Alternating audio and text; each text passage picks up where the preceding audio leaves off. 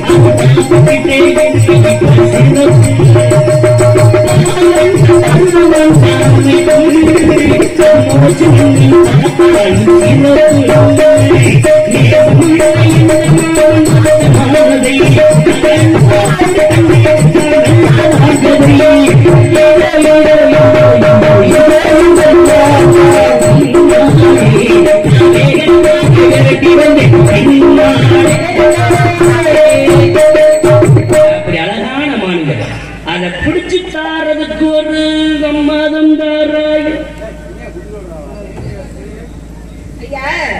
அழகு எங்களுக்கும் ஆபத்தங்க சேர்ந்தே இருக்கும். அறிவில்லாத அழகு இருந்து புண்ணியமே கிடையாது. என்ன நான் சொல்றது? ஆமா, அழகா இருந்தாதான் அறிவா இருந்தாதான் அது அழகேங்கிறேன். நீங்க அழகுக்கு அறிவு இருக்கான்னு கேட்கிறீங்க. அறிவு தான் அழகுங்கிறேன். ஒரு பெண்ணுக்கு அழகு எதுக்குறீங்க?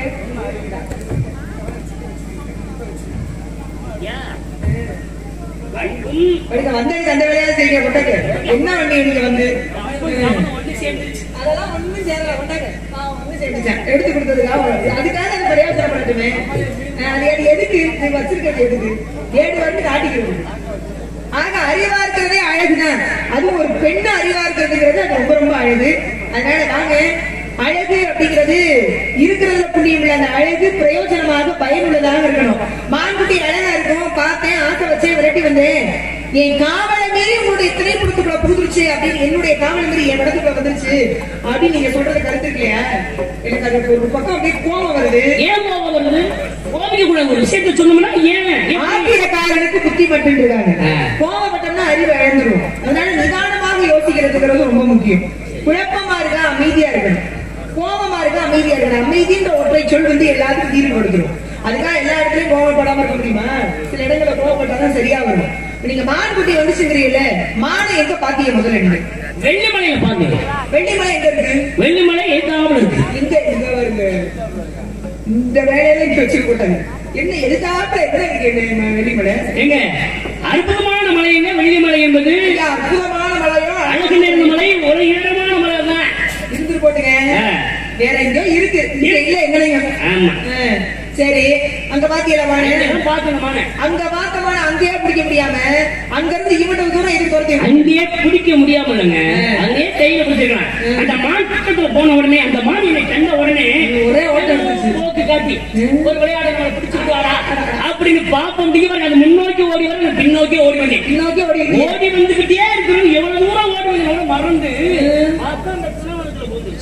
கிட்டத்தட்ட 200 மைல் ஓடி இவ்வளவு தூரம் ஓடி மான் பிடிக்க முடியல. ஆக மொத்தம் மான் குட்டிக்கு வந்துச்சு. நீங்க பாத்தீங்க, உங்களுக்கு ஒரு உண்மை தெரியுமா? உங்க மான் குட்டிங்க இல்ல, வரவே இல்ல. நீங்க பாக்குறதுனால வரவேன்னு சொல்றீங்க, நான் பார்த்தேன்ல. அப்படி இல்ல, நான் வந்திருந்தா பாத்திருப்பேன். ஏன்னா என் காவல் மேல எனக்கு அவ்வளவு கவனம் இருக்கு தெரியவா. அப்படி இருக்கும்போது வராதவங்க பாக்கல, வரல பாக்கிறதான் உண்மை. பாருங்க, உங்க கண்ணோட்டம் இருக்குல்ல, நீங்க மான் மேல அப்படியே அன்பா காதல் ஆசையா இருக்கீங்கல்ல, காமாலக்காரனுக்கு கண்டதெல்லாம் முச்சுரா தெரியும். பூனை கண்ணை முடிக்கிட்டா உலகமே இருக்குன்னு நினைக்குமா? இந்த காதலிக்கிற ஆளை பாத்தீங்கன்னா மந்திரிச்சு விட்ட கோழி மாதிரியே தெரியுவாரு. தொடங்கி போய் என்ன நடக்குது, என்னாச்சு, எதை பற்றியும் கவலைப்படாத ஒரே சிந்தனையில இருக்கிறது மாதிரி நீங்களும் மான்குட்டி மேல இருக்கிற சிந்தனையினால மான் இங்க வந்திருக்குமோ அப்படின்றத உண்மையாக்கிக்கிட்டீங்க. அந்த எண்ணத்தை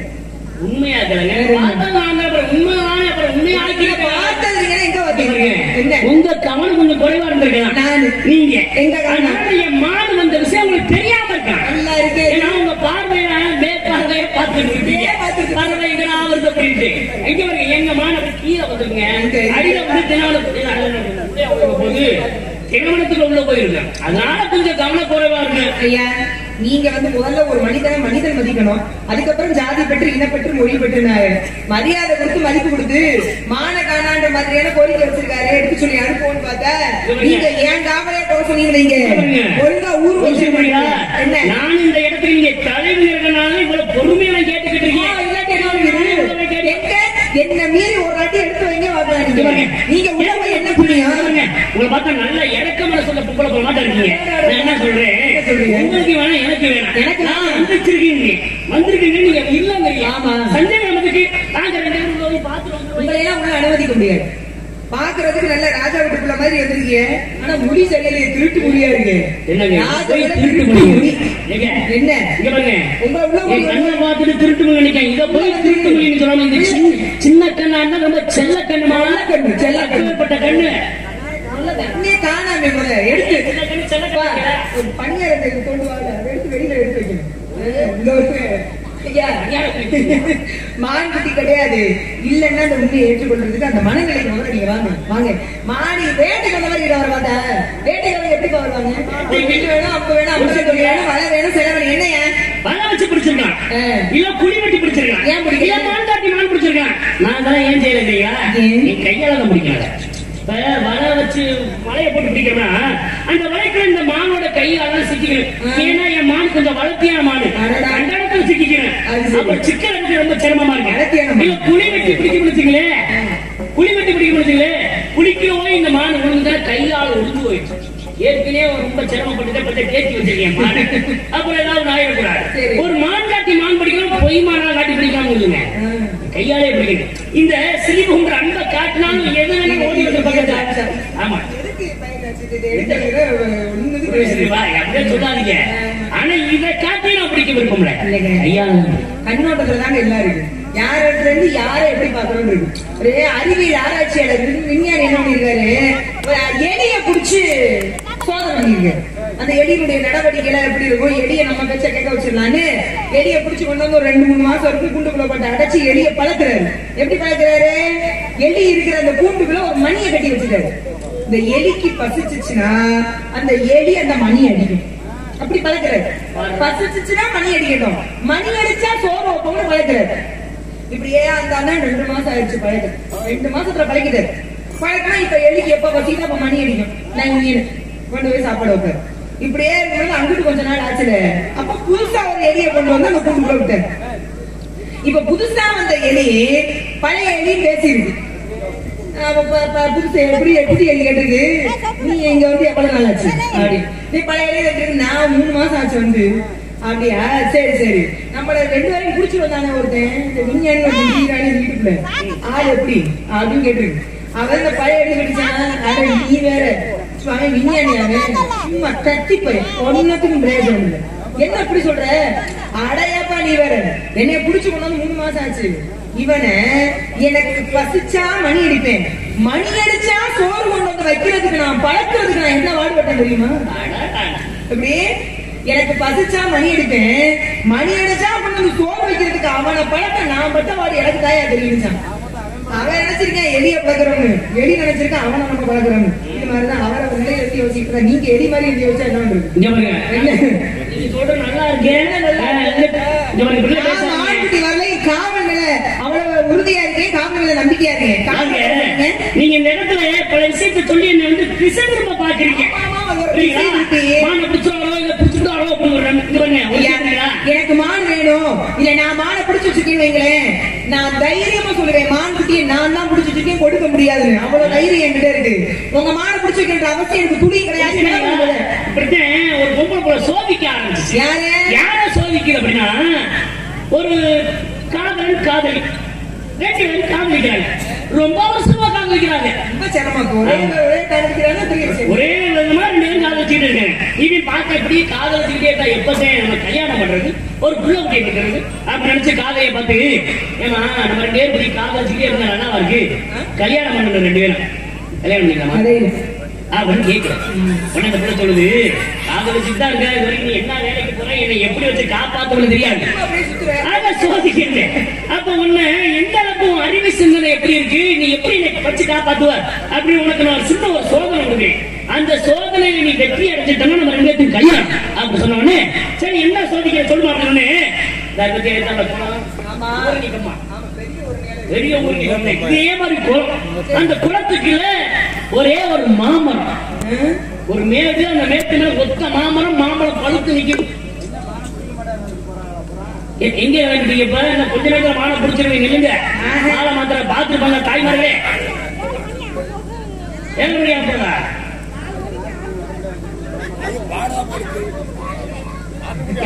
ஆட்ட போச்சு போதாதா அப்படி பிடிக்கிறீங்களா?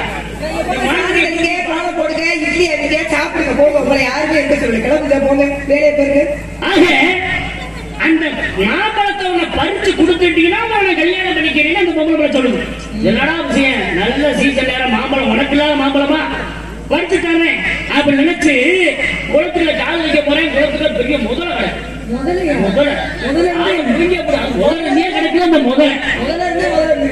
சும்மா சொல்ற அந்த பெண்மணி இந்த முதலையை தாண்டி போய் மாமரத்தில் இருக்கிற மாம்பழத்தை பிடிக்கணும். சரி, அப்படியே அந்த மாமரத்துக்கு போயிட்டோம்னா மாமரத்துல 4 குரங்கு இருக்கு. முதலே யோசிக்கணும், அப்ப சோதனை அங்கதானே வந்திருக்குது. அப்ப மாமரத்துல 4 குரங்கு இருக்கு. இந்த குரங்க மீறி 4 குரங்கு இருந்துச்சு. மாம்பழத்தை பூரா விட்டா திங்கலையா? இங்க பாருங்க, கல்லா பழமா பழுத்து நிக்கிறது, அது குரங்குக்கு தெரியல. அப்ப அப்பேற்பட்ட குரங்கு அங்க இருக்கு. அந்த குரங்கு மாம்பழத்தை பறிக்கணும். இது பார்த்தேன், எப்படாத கொண்டு வர்றது அப்ப நினைச்சேன்னா, குரங்கு ஒரு சில நேரத்தில் நம்ம என்ன செய்யறோமோ அதை திரும்பி செய்யும். அப்ப என்ன கரையில இருந்து ஒரு கல்லை எடுத்து மாமரத்தை நோக்கி எறிஞ்ச, மாமரத்துல போய் இந்த கல் விழுந்து குரங்குல திருத்துருந்து முடிச்சு. என்னடா ஒருத்த கரையில இருந்துகிட்டு கல்ல விட்டுக்கிட்டு எறிகிறானே, அவனை நம்ம சும்மா விடலாம, நம்ம ஏதாவது எடுத்து எரியணும்னு பார்க்கின்றது. பழுத்திருந்த மாம்பழத்தை அவனை பறித்து கரையை நோக்கி எரிஞ்சிச்சு. அப்படியே பிடிச்சான். 4 குரங்குமா இருந்துச்சு. ஒத்த குரங்கு ஒண்ணுதானே வளர்த்துருந்துச்சு, பூரா காயால வளர்ந்துச்சு. அந்த மாம்பழத்தை பிடிச்ச உடனே அன்பு காதலிட்ட இருந்தா, நீ கேட்ட மாம்பழம் நீங்க கேட்டான். அந்த மாதிரி விஷயமா சொல்றது கேட்டு போமா, கேட்க முடியாது. காட்டு விரிஞ்சு வீட்டுக்கு வந்துச்சான், காடு கோடியே கண்ணால கண்டிச்சான்.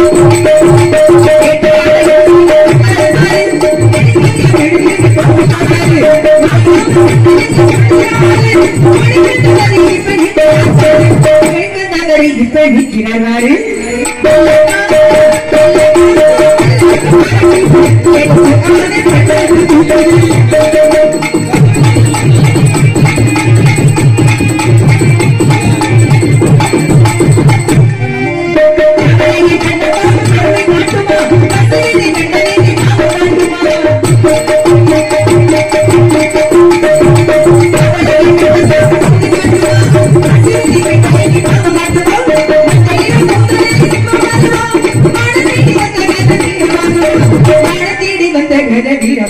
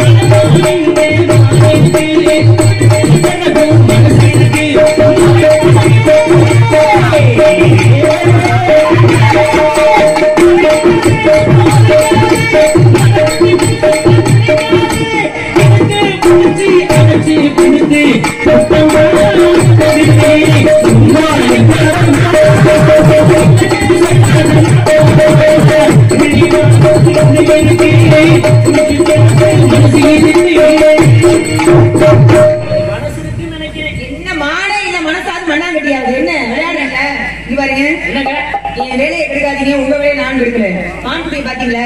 மான் எப்படி இருக்குன்னு தெரியுமா? மான்குட்டியை பார்த்தது உண்மை என்றால் இந்த மான்குட்டி எப்படி இருக்கும், அதனுடைய அங்க எப்படி இருக்கும் சொல்லுங்க. மானை கொடுப்பதற்கு வழிவகை செய்கிறேன் வாருங்க. எப்பேற்பட்ட மான் தெரியுமா? அந்த மானை பார்த்துட்டே இருக்கலாம். அழகான மான். எப்ப பார்த்தேன் தெரியுமா? சின்ன வயசுல அந்த மானை பார்த்தது 5 வயசுல. இப்ப கேட்டால் அப்படியே சொல்ற அங்க வச்சு அடையாளத்தை சொல்றீங்க.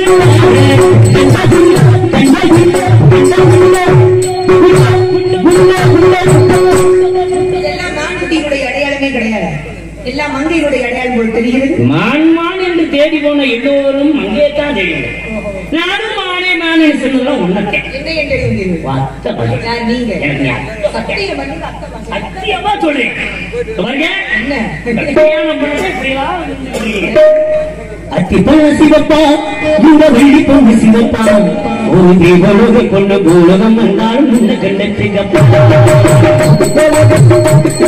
வெள்ளி பொண்ணு சிவப்பா ஒரு தீபலோக கொண்ட பூலகம் வந்தாலும் இந்த கண்ட சிகப்பா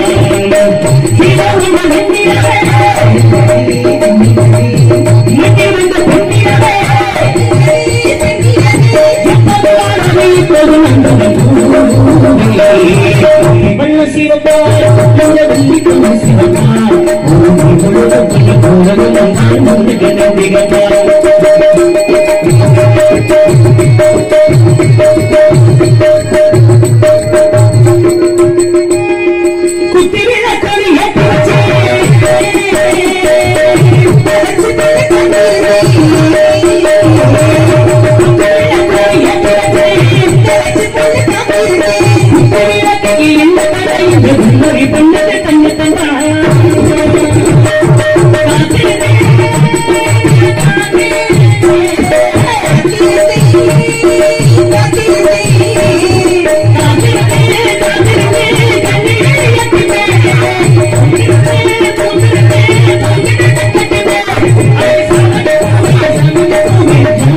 இருக்கு சங்கதி நடு ஜாமத்தில் இருக்கு சங்கதி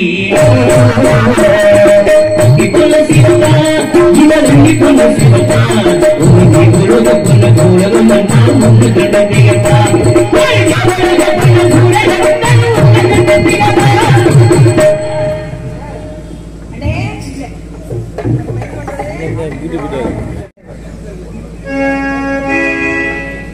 மன்னானாலும் திருச்செந்தூரில் மன்னாரே ஒரு வரமானாலும் தேவதி சூழலில் வரமானே மன்னானாலும் திருச்செந்தூரில் மன்னாரே ஒரு வரமானாலும் தேவதி சூழலில் வரமானே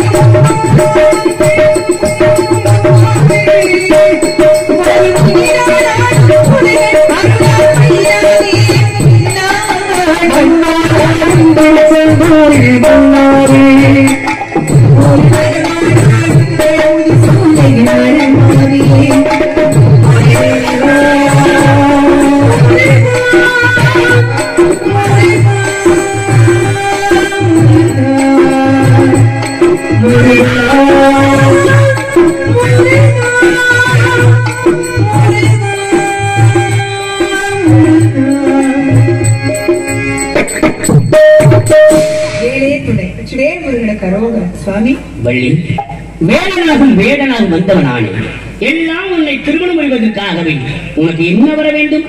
மிகவும் சோதிக்கிறீர்கள். சோதனை எல்லாம் பக்தியுடைய சாதனைக்காகவே. அது இந்த உலக மக்கள் அனைவருக்கும் வள்ளி தெய்வயானி தேவ சமேத சண்முகநாத பெருமானாக காட்சி கொடுத்து அருள் செய்ய வேண்டும். முருகன் சோதிப்பதும் சோதனைக்கு உள்ளாக்குவது இறைவனுடைய வெளியே. அதை பற்றியெல்லாம் கவலைப்படக்கூடாது. இறைவன் மீது நம்பிக்கை வைத்து வாழ்ந்து கொண்டே இருக்க வேண்டும். அது உனக்கு வர வேண்டும். ஆமா, வள்ளி தெய்வயானி தெய்வயானி அக்கா தானே. அண்ணன் இருந்திருந்தால் அவனோடு நான் குறிஞ்சிலத்திலே காவல் செய்திருப்பேன். நாங்கள் கிளம்புங்க, நமக்கு திருமணம் வேண்டாம் அப்படிலாம் சொல்லக்கூடாது. உன்னுடைய விருப்பப்படி இந்த பூலோக மக்கள் அனைவரும் சீரோடும் சிறப்போடு வாழ வேண்டும். இந்த இரவு சேரி வாழ்கின்ற கிராம பொதுமக்கள் அனைத்து விதமான செல்வங்கள் பெற்றும் பெருமையோடு வாழ வேண்டும். இறைவனோட அருளோடு வாழ வேண்டும். உன்னுடைய விருப்பப்பட்டு வள்ளி தெய்வயானி என்று உன்னுடைய பெயரை முதலே வைத்து அழைப்பார்கள் இந்த பூலோக மக்கள். ஆகவே தந்தை வரம்.